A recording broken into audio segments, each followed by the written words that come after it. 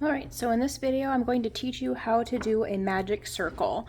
So a magic circle is something that is used often in creating stuffies or anything kind of with a circular pattern. It's kind of difficult when you first start to get the hang of it, but once you've done it a few times you become pretty accustomed to it. So how we start it is we put the piece of yarn in our hand, we go around our hand and we cross it over, so you have like a little X with this piece going in front of the other. And then we turn our hand over, go under the first piece, and then you pull the second piece underneath like that. And then we kind of hold at that knot area. We grab the piece of yarn, we yarn over, and then pull that through the little loop that was on the hook.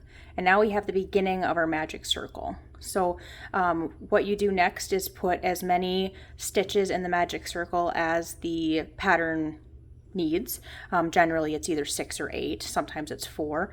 I'm gonna go ahead and do 6 here. So we're gonna go under, pull through, yarn over, pull through. So it's just like any other simple crochet or single crochet, except instead of going to the next stitch, we just use the circle as the stitch.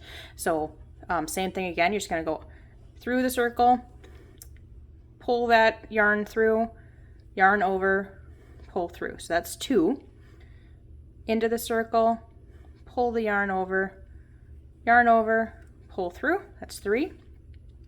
Into the circle, pull the yarn over, pull through. It's 4. Through the circle, yarn over, pull through. 5. We're going to go one more time. So we're into the circle, pull that yarn to the other side, yarn over, and then pull through. So now we have 6. So if you want to count, we're at 1, 2, 3, 4, 5, 6. And then you go on to the next row or the next round.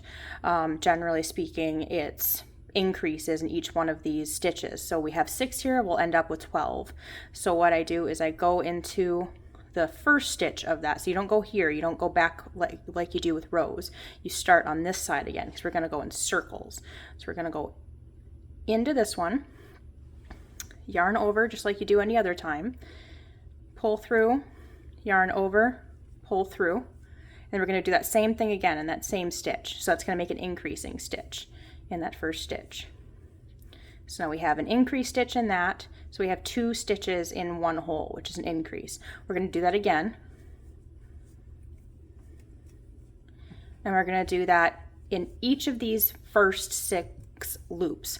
So we have 4 so far, because I just did another increase. We're going to do another increase here, so we're going to have 6 total.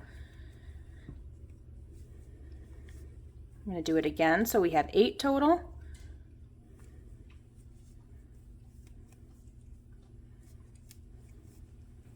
Again, so we have 10 total.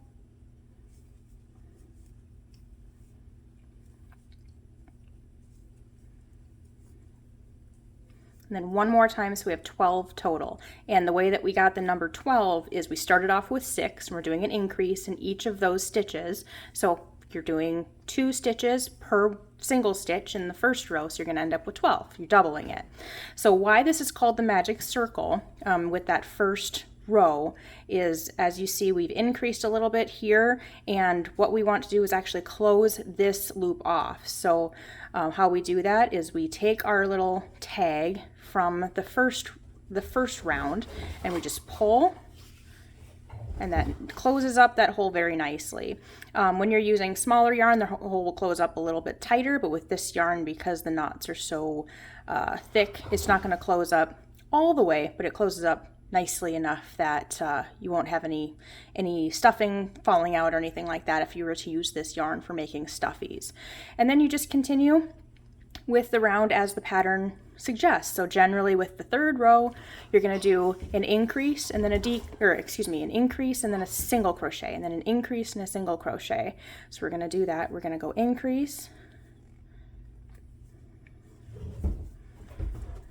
and then a single crochet.